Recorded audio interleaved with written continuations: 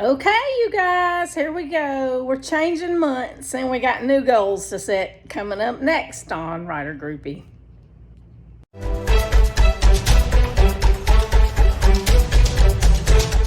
Let's change the calendar, shall we?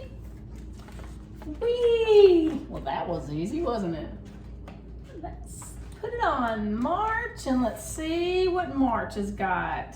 Well, so far, you guys, there's nothing on here. No doctor's visits, no appointments. We have a blank slate to start the month with. So that's what I'm gonna do right now. So the first thing I like to do when I'm setting my goals for a month is start by looking at it in weeks. Because honestly, next month, if you're going by Fridays, we have 4 Fridays. If you're going by Thursdays, we have 5 Thursdays. If you're going by Mondays, we have 4 Mondays. So really and truly to me, this is gonna be a 4-week month. I go by Fridays. I go by pay periods. And so for me to look at each week of the month of March and to say, okay, now I've got some things that I need to accomplish and I've got some days that I'm not gonna be able to work on it. So that's the place I start, is finding the days on the calendar that I can't do my goal setting, whatever that is, whether it's maybe not going to the gym or maybe it's not being able to write, whatever it is, I put it on my calendar. So I know that I have a writer's meeting next month, probably 2, because we generally have 2 per month, and I believe it's on the 10th and I believe it's on the 24th. So I'm gonna write those in because those will be 2 days that I can't do something that I know I need to get done. And I always pencil it in because like writers' meetings oftentimes change. Sometimes our group can't meet for whatever reason. You know, it is still a pandemic going on and somebody might get sick with COVID and have to cancel, and we may decide to do it via Zoom rather than at the library. So penciling things in until you're absolutely certain of what is going to happen and when is probably a very good idea. The next thing I like to note on my calendar are holidays and special days, because those might be good days to do some promotions and that kind of thing.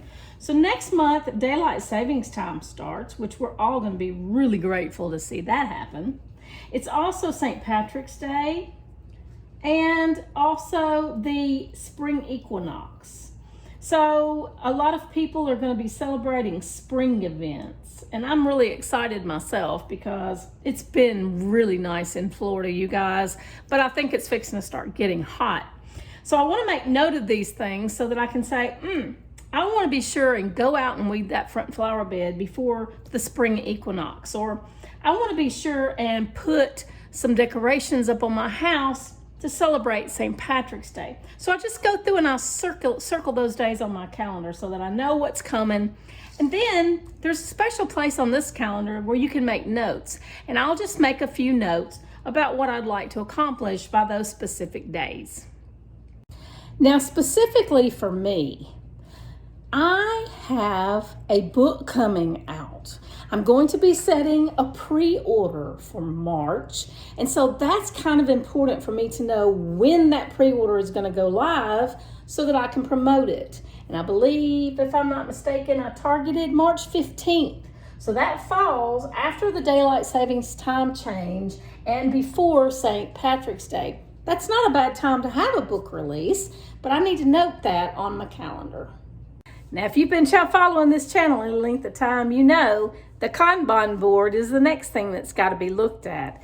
There's some things on here that I intend to accomplish in the course of a 90-day period, but there are some tasks that I do on a daily and a weekly type of program. So I always go to my Kanban board and I check out to see what I had done on here for a 90-day period and whether some of that could come off because it's already been accomplished. I will say this, setting mostly goals for a month usually is going to be social media related.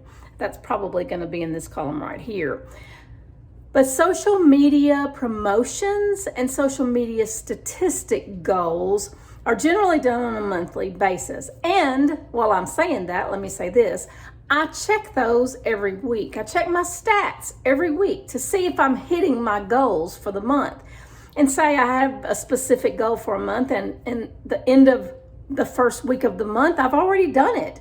Well, I need to adjust that goal. Or if at the end of the middle of the month, I'm still falling far behind of that goal, then maybe there's something I need to do to change that goal so that it is achievable and something that I can do in a month. Sometimes you can't. Sometimes you don't have any control over what you can achieve when it comes to things like social media follows. So sometimes you just have to accept that that's a 90-day goal, not going to happen in a month, and just be happy with it.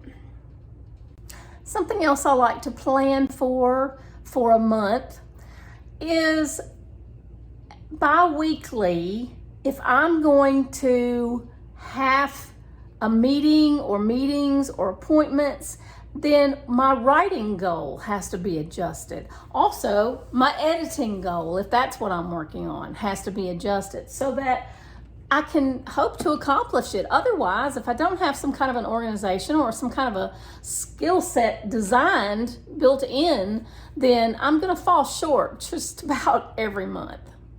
You guys know how much I love my Erin Condren planner that I got on a giveaway from Sarra Cannon. I have really turned it into a very helpful planner. I also use it for taking notes if I take any kind of courses. Sometimes I take courses to keep up on my skill set. You know, you can always learn something new about plotting or something new about editing. You can always learn something new, especially about marketing. So I always just keep notes in here on the blank pages, and that will be something that I can keep forever and go back and look at. And I can also just separate it by month and look at the month and know, you know, what did I do that month. Also, I keep writing down in the blank pages of one of these in my Erin Condren planner is what I want to do for my blogs. What kind of blog posts do I want to do over the course of a month? And my YouTube video ideas. This happens to be a kind of an impromptu video. I wasn't planning on doing this video today, but it came to me and I thought I need to do a video, and this is a good one because we're almost into March. It'll be March tomorrow and I need to get this kind of solidified. So here we are. But I do make lists of what I want to do for my videos, and I do make lists of what I want to do for my blog posts. And if you're not making lists, let me be the first to suggest to you that you do that. Go and do that now.